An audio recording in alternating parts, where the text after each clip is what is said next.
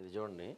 వ్యాపారులకే మద్దతు, రైతుల నుంచి తక్కువ కొని సీసీఐకి ఎక్కువ ధరకు విక్రయం, టీఆర్ పేరిట పత్తి కొనుగోళ్లలో గోల్మాల్, విజిలెన్స్ విచారణలో వెలుగులోకి, రాష్ట్ర వ్యాప్తంగా 7 కార్యదర్శులు సస్పెన్షన్ అంట. ఎంత అన్యాయం అంటే, ఎవరైతే వీళ్ళు ఉంటారో అధికారులు, వాళ్ళు వ్యాపారులకు సపోర్ట్ చేస్తున్నారు లంచాల కోసం. ఆరుగాలం శ్రమించి వ్యయ ప్రశాలు కోర్చి పత్తి పండించి మార్కెట్కు తెస్తున్న రైతులకు మద్దతు ధర అందించాల్సిన భారత పత్తి సంస్థ సీసీఐ, రాష్ట్ర మార్కెటింగ్ శాఖ అధికారులు, వ్యాపారులు దళాలతో కుమ్మక్కై వారికే మద్దతుగా నిలుస్తున్నారు. తాత్కాలిక రిజిస్ట్రేషన్ల సహాయంతో వ్యాపారులు రైతుల నుంచి తక్కువ ధరకు కొనుగోళ్లు జరిపేందుకు పరోక్షంగా సహకరిస్తున్నారు. ఈ ఆరోపణలపై విజిలెన్స్ విభాగం ప్రాథమిక విచారణ అనంతరం వరంగల్, జనగామ, ఆదిలాబాద్, చెన్నూరు, భద్రాచలం, చిన్నకోడూరు, పెద్దపల్లి మార్కెట్ కార్యదర్శులను ప్రభుత్వం మంగళవారం సస్పెండ్ చేసింది. పత్తి పండించిన రైతులు, కౌలు రైతులకు సంబంధించిన పట్టాదారు పాస్ పుస్తకం, ఆధార్ కార్డు వివరాలు వ్యవసాయ విస్తరణాధికారి వద్ద నమోదై ఉండాలి. అలా నమోదైన రైతులకు మాత్రమే సీసీఐ కేంద్రంలో ఎకరా గరిష్టంగా 12 క్వింటాల వరకు మద్దతు ధర, అంటే క్వింటాలకు దాదాపుగా 7,521 రూపాయలు విక్రయించే అవకాశం ఉంటుంది. పలు చోట్ల ఏఈఓలు పత్తి సాగు చేసిన రైతుల వివరాలే నమోదు చేయలేదు.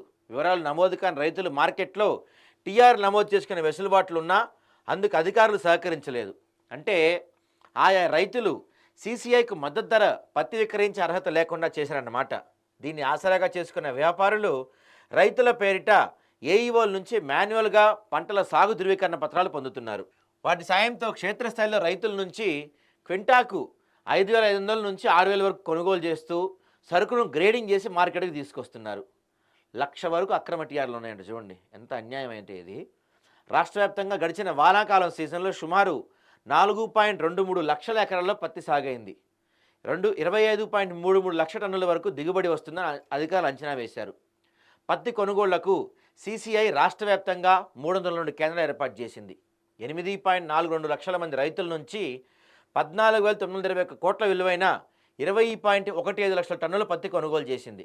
అందులో అధికారికంగా ప్రైవేట్ వ్యాపారులు విక్రయించి 3.16 లక్షల టన్నులను అనధికారికంగా, అంటే జనవరి ఆఖరి వరకు సుమారు 8 లక్షల టన్నుల పంటను వ్యాపారులు రైతుల నుంచి కొనుగోలు చేసినట్టు సమాచారం. ఇందులో 5 లక్షల టన్నుల వరకు రైతుల నుంచి తక్కువ ధరకు కొని అక్రమంగా టీఆర్లు పొందడం ద్వారా సీసీఐకి మద్దతు ధర అమ్మినట్టు విజిలెన్స్ అధికారులు గుర్తించినట్టు తెలుస్తుంది. ఒక్క ఉమ్మడి ఆదిలాబాద్ జిల్లాలో 13,000 టీఆర్ల జారీతో సుమారు 2 కోట్ల మేర అక్రమాలు జరిగాయి. ఉమ్మడి వరంగల్లోని వరంగల్, జనగామలో 4,000కు పైగా టీఆర్ల జారీతో 50 లక్షల మేర, ఖమ్మం జిల్లా భద్రాచలంలో సుమారు 35 లక్షల మేర అవకతవకలు జరిగాయి. సిద్దిపేట జిల్లా చినకోడూరులో రైతుల పేరిట 500కు పైగా టీఆర్లు జారీ అయ్యాయి. ఇలా రాష్ట్ర వ్యాప్తంగా అక్రమంగా సుమారు 1,00,000 వరకు టీఆర్లు జారీ చేశారంట మొత్తం. ఎంత పాపం, రైతులు ఎంత కష్టపడి వాళ్ళు పంట పండిస్తే వాళ్ళకి మద్దతు ధర రాకుండా వీళ్ళు, ఆ ప్రభుత్వ అధికారులు కూడా ప్రైవేట్ వాళ్ళతో కుమ్మక్కై ఇలా చేస్తారా?